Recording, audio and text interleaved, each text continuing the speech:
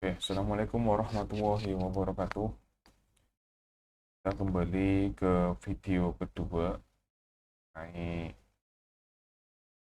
hukum Kepler ya. Kita akan membahas mengenai hukum Kepler setelah kita bahas hukum gravitasi Newton.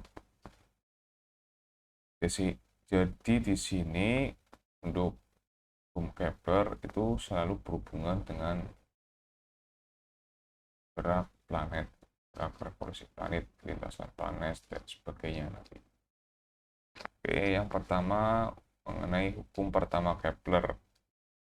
Jadi menurut Kepler itu semua planet bergerak pada lintasan elips mengitari matahari dengan matahari berada di salah satu fokus elips. Ya. Di di sini bentuk lintasan planet mengitari matahari bentuknya itu elips ya. Di mana elips ini punya dua fokus. Di sini dan di situ. Fokus pertama dan fokus kedua ya. Yang ini namanya garis minor, yang ini namanya mayor ya. Jadi letak matahari bisa di sini atau bisa di situ, tidak masalah. Yang penting mataharinya itu berada di fokus itu ya. Ini mengenai hukum pertama Kepler. Jadi planet bergerak pada lintasan elips mengitari matahari. Matahari berada di salah satu fokus elips. Jadi planet mengitari matahari bentuknya elips lintasannya. Kemudian untuk hukum kedua Kepler, jadi saya mau berbicara di sini ya, mau bercerita dulu. Oke, di sini satu garis hayal yang menghubungkan matahari dengan planet menyapu luas juring yang sama dalam selang waktu yang sama. Ini maksudnya bagaimana? Oke. Ini planet ya, ini juga planet. Ini posisi planet di titik terdekat. Ini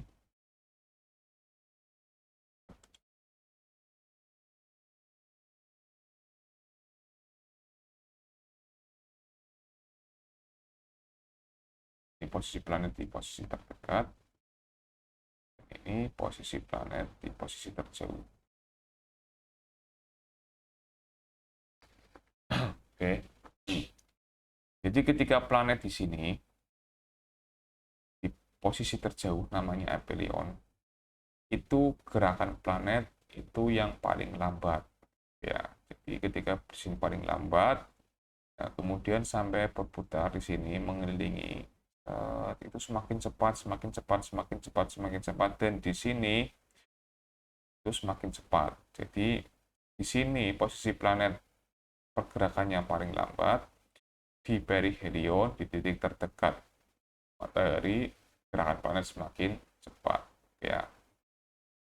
Nah, misalnya begini, planet bergerak dari sini, berputar, bergerak ke sini ya, di titik A. Anggaplah ini titik A. Nih. Kemudian sampai ke sini, titik B. Ya, lambat, semakin cepat. Kemudian planet bergerak di sini, C. Posisi C. Ini cepat, set. Posisi D. Oke. Jadi waktu yang dibutuhkan dari A ke B itu sama dengan waktu yang dibutuhkan planet dari posisi C ke posisi B. Itu maksudnya seperti itu. Oke, semoga bisa dipahami. Oke, sekali lagi ya. Posisi planet dari A menuju B itu sama saja waktunya ya. Waktunya itu sama saja posisi planet dari posisi C ke posisi B. Jika kita hubungkan ini posisi A sampai ke planet, posisi B ke planet, maka kalau kita arsir, ini kan menjadi sebuah bidang luasan ya. Ya, bidang luasan ini juga sama ya. Saya arsir. Ya, seperti itu. Jadi luas A, oke, anggaplah ini O ya, AOB itu sama dengan luas COB. Maksud dari hukum kedua Kepler itu seperti itu. Jadi suatu garis khayal yang menghubungkan matahari dengan planet menyapu luas juring yang sama dalam selang waktu yang sama. Jadi A sampai ke B waktunya sama. Dari C ke D itu juga waktunya sama. Ya, lanjut ke hukum ketiga Kepler.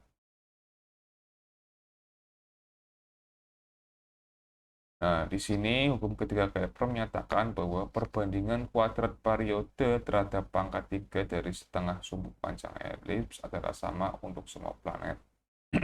Nah, maksudnya apa? Oke, saya jelaskan dulu. Jadi ini ada planet. Ini ada planet. Di sini, ini mataharinya. Ya, ada planet, ini ada matahari. Jika Anda itu perhatikan, ini kan posisi planet bergerak melingkar ya. Bergerak melingkar. Maka otomatis di sini ada yang namanya gaya sentripetal. Oke ya. Ada gaya sentripetal. Dan kemudian jika Anda melihat planet ke matahari, itu ada gaya tarik namanya gaya tarik gravitasi itu kan. Gaya gravitasi Newton. Ya kan? Matahari juga punya gaya tarik terhadap bumi, terhadap planet ini. Maka di sini gaya sentripetal itu sama dengan gaya tarik planet karena pengaruh yang matahari FPM. Gaya tarik planet karena pengaruh matahari. Sama seperti yang tadi F12, F21 gitu ya. Nah, ini. Nah, gaya sentripetal itu apa? Di pembahasan di materi yang itu kemarin ya, bukan gaya sentripetal massa dikalikan dengan kecepatan kuadrat dibagi dengan jari-jari, ini jari-jarinya ya.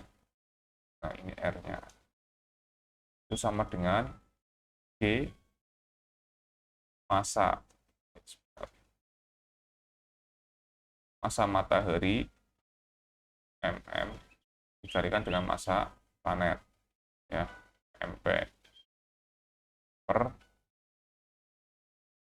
r kuadrat. Oke, seperti itu ya.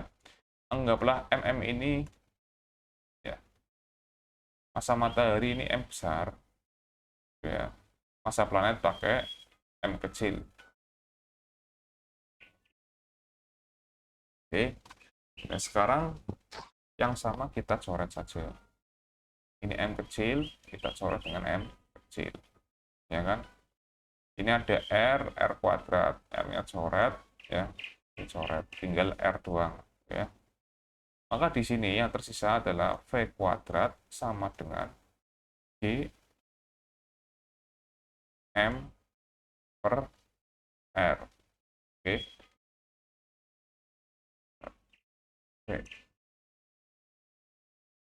V kuadrat sama dengan gm per r. Seperti yang kita tahu, untuk kecepatan sama dengan, karena ini geraknya rotasi, maka berhubungan dengan kecepatan sudut. Maka kecepatan linear itu sama dengan omega ya, dikalikan dengan dari omega ini berarti kecepatan sudutnya.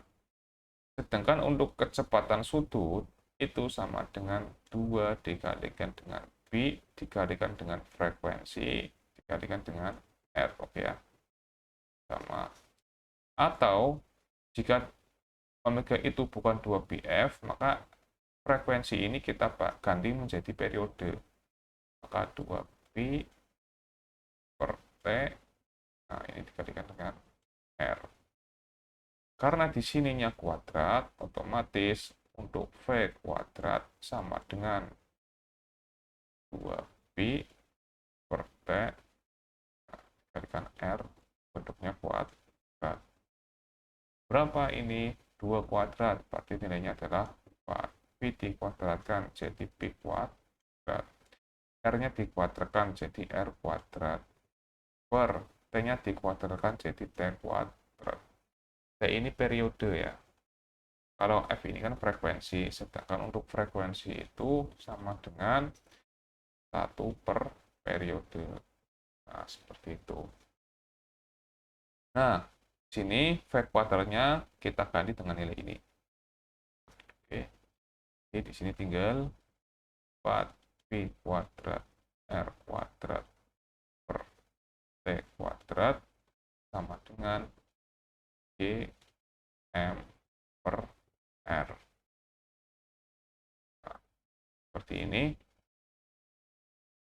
Oke, kemudian yang G M kita pindah ke ruas kiri ya. Kita kumpulkan dengan sesuatu yang bernilai konstan. Yang konstan itu mana ini? Ini kan ada nilainya 6,67 kali 10 pangkat min 11. Masa matahari juga ada nilainya, tetap kan. 4 ada nilainya, Pi juga ada nilainya, konstan semua. Maka yang konstan kita kumpulkan dengan yang konstan. 4 Pi kuadrat, ya kan. Ini awalnya di atas, kita pindah ke bawah. Oke. Nah, sama dengan tinggal ini ya. Nah, ini kan tinggal dikalikan saja ini. R pangkat 3. R kuadrat dikalikan R kan, jadinya R pangkat 3. T kuadratnya kita pindah ke atas. Ini nilainya konstan. Nah, karena konstan, ternyata bahwa menurut Kepler, untuk peri kuadratnya dibanding dengan jarak pangkat 3-nya itu bernilai konstan. Itu maksudnya seperti itu. Jadi perbandingan kuadrat periode, ya, perbandingan T kuadratnya terhadap pangkat 3 dari setengah sumbu panjang elips, ya, R pangkat 3-nya adalah sama untuk semua planet. Jadi seperti itu. Oke, menurut saya ini sudah cukup ya. Untuk lebih jelasnya nanti kita akan latihan soal-soal. Oke, terima kasih. Assalamualaikum warahmatullahi wabarakatuh.